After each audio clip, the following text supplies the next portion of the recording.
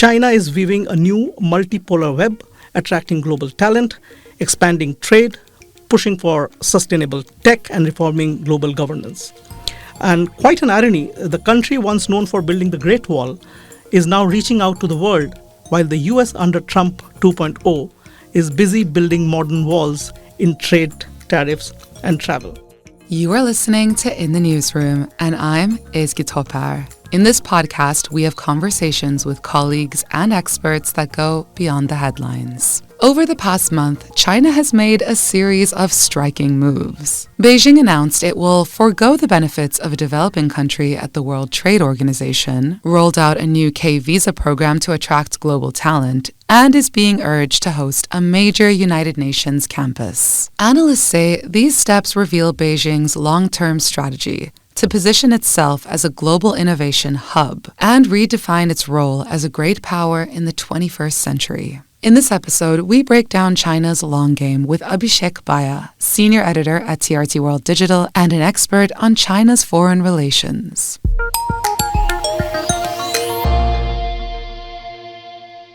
These recent past few months, or actually past few years, have been a whirlwind for anyone who's following China. Until very recently, I have seen the China story unfold not as a distant power, but as a neighbor reshaping our shared world. So basically, 2 weeks ago at the UN General Assembly, Chinese Premier Li Qiang announced that China would forego the special and differential treatment that gives benefits to the developing countries at the World Trade Organization. And China being the largest developing country so far, it has been getting those benefits for all these years, all these decades. But now that it is a $19 trillion economy, it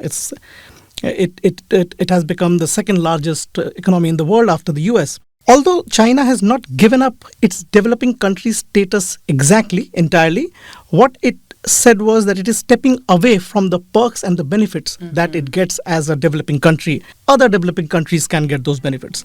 If you're curious to learn more about why Beijing made the move now and how it could affect the balance of global trade, we recommend listening to one of our recent Aloud episodes titled, "Why Did China Give Up Developing Country Benefits?" But now back to our interview. The move by China was welcomed in many capitals, but unsurprisingly, it was dismissed in Washington as long overdue. Washington, for many years, and particularly under Trump 2.0, has been insisting that China shouldn't get developing privileges, especially while also imposing 60% tariffs on Chinese, goods and electric vehicles and semiconductors.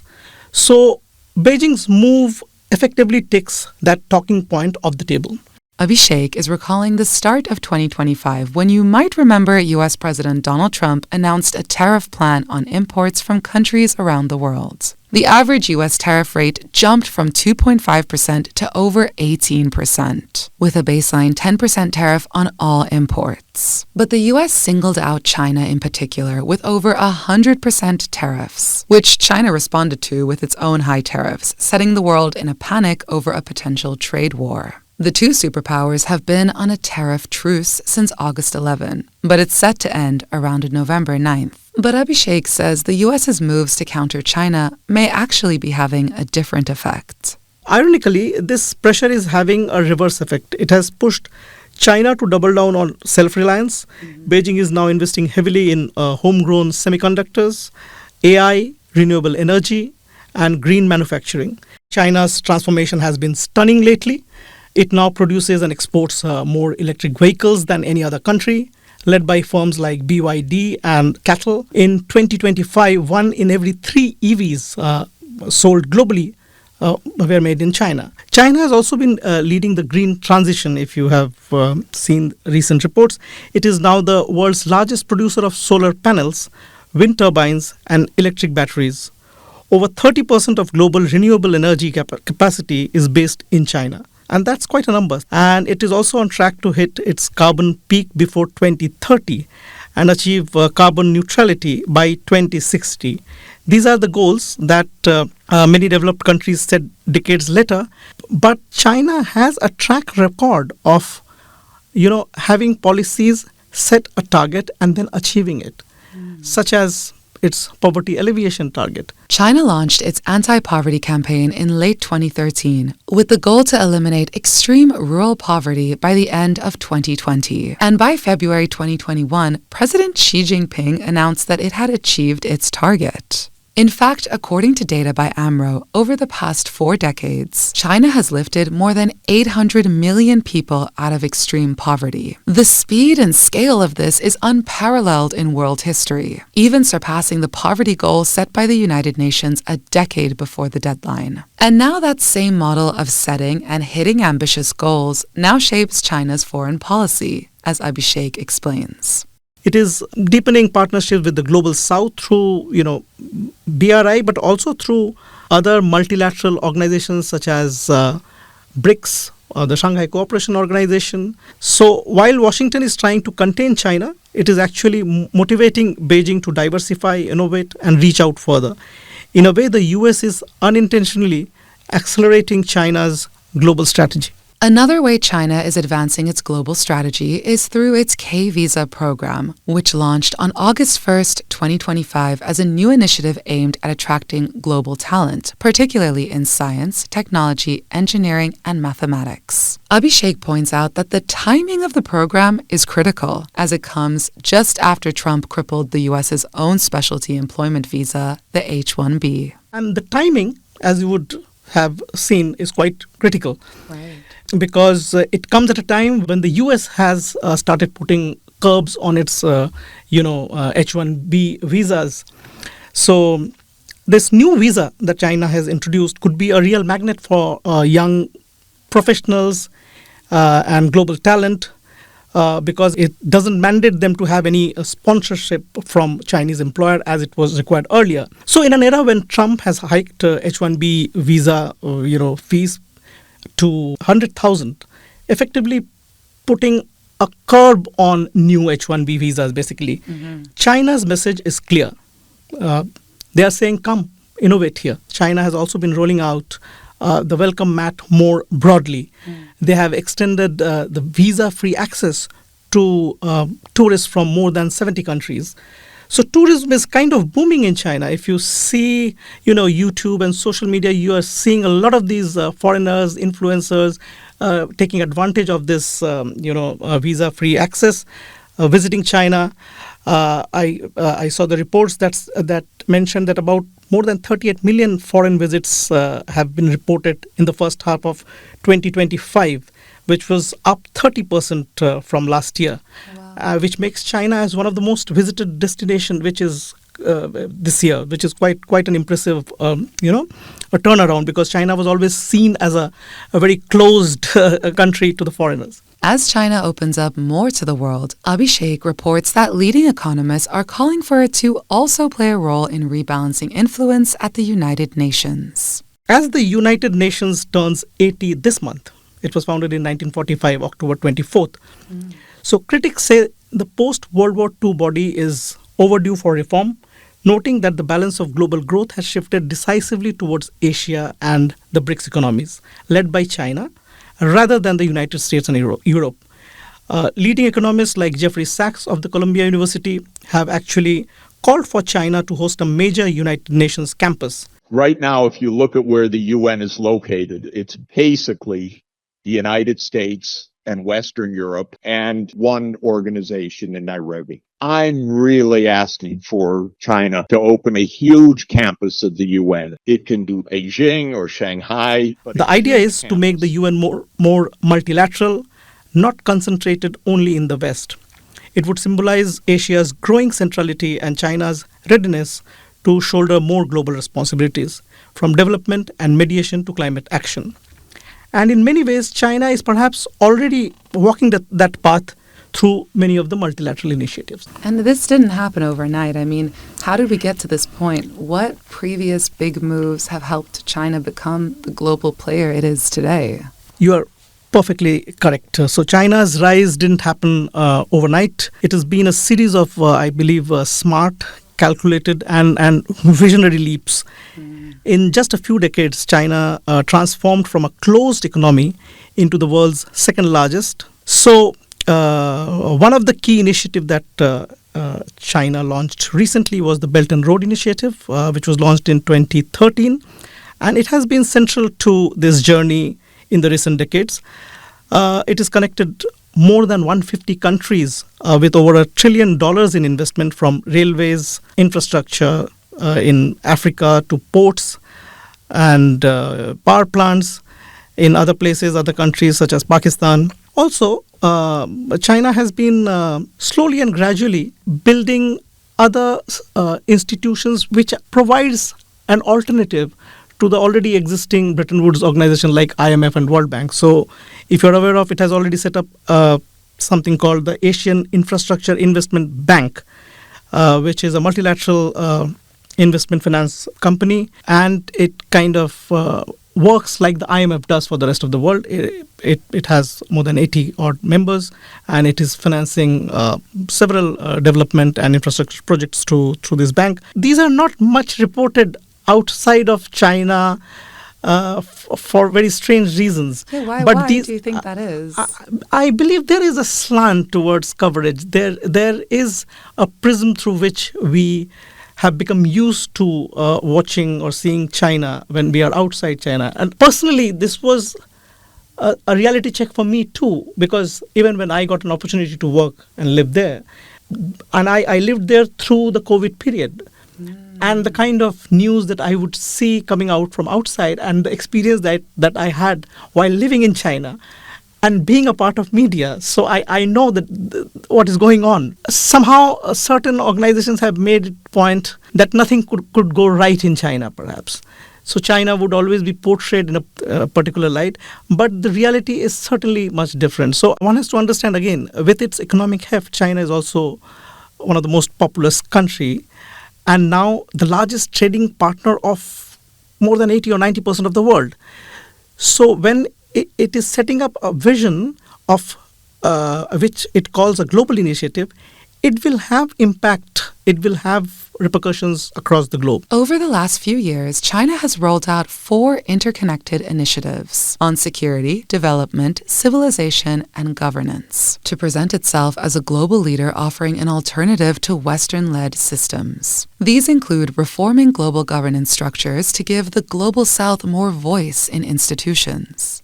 These initiatives, they kind of lay out the vision that China has. And when you see, there are a few things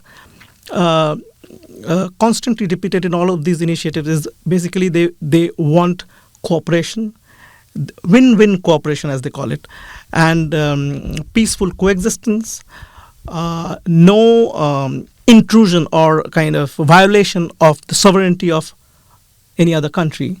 So all these issues are somehow relevant in the global issues that we see around us, be it the Middle East, the Palestine-Israel crisis, right, or the Russia-Ukraine war, or the tariff war that is going on. So together, I believe these initiatives position China as a builder of bridges, offering cooperation instead of confrontation. What is it that China is selling through its Belt and Road Initiative, for instance?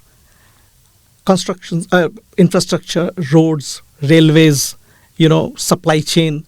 Why? Because that's what China has done for the past 30, 40 years to build its strength, right? And when you are selling infrastructure, building bridges, building, railway system, when do you build those? At peacetime. When there is a war, you don't build bridges. Right. You don't build, highways or infrastructure because they will be destroyed. So think of it like that. China has a stake in peace, global peace. Who's selling the weapons? Which country has the military industrial complex? So which country has a stake in war? Very think of it. So that's another perspective to look at. That is a really good point. Is China really warmongering? Or when China is saying that, look, I'm here to build roads and railways and infrastructures and ports and hospitals and schools, that they actually want to have peace, because these things can only flourish when there is peace. Mm-hmm. That was a great point. Yes. So with this intention in mind, with this cooperation in mind, what are some of the challenges then that China is facing on the world stage? Right. So there's a term that I really like. It's called the Thucydides trap. It describes what happens when a rising power threatens to overtake an established one, like we see in the context of China and the US today. Historically, that tension often leads to conflict. And that is China's biggest external challenge, managing its rise without sparking a clash with the US. The US-China relationship, sits at the heart of everything when it comes to the rivalry here. These are the two biggest players on the planet, economically, technologically, and geopolitically. But in recent years, Washington has moved from seeing China as a competitor to treating it as a strategic threat. In fact, one of the recent acts, that it kind of introduced a few years back, is called the National Defense Authorization Act. It restricts American investment in Chinese tech firms. The 2024 TikTok law, classifies Chinese apps as national security risks, and export bans on semiconductors and AI technology are designed to block China's access to critical technologies. At the same time, the US is investing heavily to shape global narratives about China that we were discussing. I'm not sure if many are aware that the US Congress has allocated more than $1.6 billion under countering PRC malign influence fund, they have named it that. Essentially to counter China's, media narrative worldwide. So almost 300 million every year for the next several years. And internally, China faces some demographic headwinds. It has an aging population and falling birth rates. Some projections suggest that China's population could halve to around only 630 million from the current 1.4 billion by the end of this century.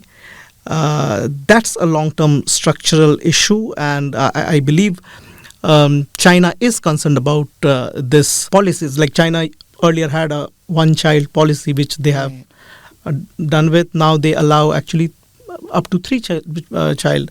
But the problem is that things have changed with economic progress. Cost of living has also gone up, and over the decades, people have gotten used to a particular kind of life. So men, women both work. No one has the time to have more kids. So China is facing this issue, and we might see more, policy incentives being launched in the coming years to address this issue. But to its credit, Beijing is also responding with automation. We have seen AI and robotics and other such technological, innovations that China has done in the recent past, trying to maintain productivity even as its population shrinks. So the challenge is twofold: handling US contentment externally, while managing economic transition and demographic change at home. So how do you think China's soft power is also factoring into everything? Even when the US became the global power in the last century, it kind of extended its influence through a lot of soft power, through its pop culture, Hollywood, music, etc. So soft power, of course, helps a lot in shaping the narrative about a country. And China has been attempting to do that, but it has been difficult for China. But still, the rise of technology and the kind of social media boom that we have seen in the last decade, TikTok had become hugely popular. All of these social media platforms are also, at the end of the day, controlled by someone. We know, for instance, X, who controls it now. It is also controlled by someone. Right. And whoever controls the platform can influence the narratives. TikTok was kind of an outlier because most of the world were used to using, Western global platforms, IT platforms or social media platforms. And suddenly this Chinese platform came up and kind of exploded. And in fact, it became a source of income for many, because it came at a time when making reels, you can actually monetize your content and make an earning. It became hugely popular in the West. In the US, youth took to it. Especially during the pandemic where everyone was home a lot, so everyone was on their phones. Yes, that the timing also. Was timing perfect. was perfect. And what happened was, it was out of control of the Western censorship, for instance. So in that way, it became a threat, because quite an irony that it was offering more freedom to a lot of people than your local platforms. You know, absolutely. So that became the narrative. Let's see how it plays out. Yeah. So, what should we watch out for next in China's global strategy? What do you want to leave us with? Great question. Because we are clearly entering a new phase. If the past decade was about building infrastructure, think Belt and Road Initiative, the next decade is about building influence, as we were talking about. So first, expect China's 4 global initiatives, which I mentioned: the Global Security Initiative, the Global Civilizational Initiative, the Global Development Initiative, and the Global Governance Initiative, to take center stage. These aren't just acronyms. They are Beijing's blueprint for a more cooperative, multipolar world. You will see them push through platforms like BRICS, SCO, and perhaps even at the UN. Second, China will keep expanding its leadership in the global south through trade, green finance, and digital connectivity. It is positioning itself as a partner that listens and delivers, especially at a time when Western economies are becoming more protectionist. Third, keep an eye on how China manages US containment. Instead of confrontation, it is going for diversification, deepening ties in Africa, Latin America, and Eurasia. There's even talks of the SCO Development Bank to reduce dependence on the US dollar. Not just the SCO Development Bank, but also the BRICS. They have a National Development Bank, again based in Shanghai. And there have been talks for a long time for having a BRICS currency, or at least having some sort of a framework that the BRICS members can conduct trade in their own local currencies, sidelining the dollar. If the policy that the US is following now, where it is putting tariffs on friends and foes, irrespective, I believe these demands will go stronger, and we might see a lot of developments on those aspects. And finally, watch China's soft power push, from AI to tech, and from media to culture to education. It is about reshaping narratives and promoting what Beijing calls win-win cooperation. So in short, the next phase of China's global strategy isn't just about growth. It's about legitimacy and leadership. The big story to watch now is how much of the global south buys into that vision. I personally believe that the 21st century is about building bridges, not walls. Amazing. Thank you so much for being on the show. Thank you very much, Ezgi. China's story is about rapid growth, but it's also about reshaping the global order. From trade and technology to diplomacy and culture, Beijing's strategy shows how power in the 21st century is being redefined. As Abhishek Bhaya puts it, this century may well be about building bridges, not walls. Whether the world embraces that vision or resists, it will shape the next chapter of global leadership. Thanks for tuning in. Until next time, I'm Ezgi, and this was In the Newsroom. This was a TRT podcast production. This episode for In the Newsroom was produced by me, Ezgi, and was edited by Nasrullah Yilmaz. Executive producer, Nasra Omar Bhwana. Our production team also includes Khaled, Selim, Mucteba, Olmez, and Afzal, Ahmed. Thanks for listening.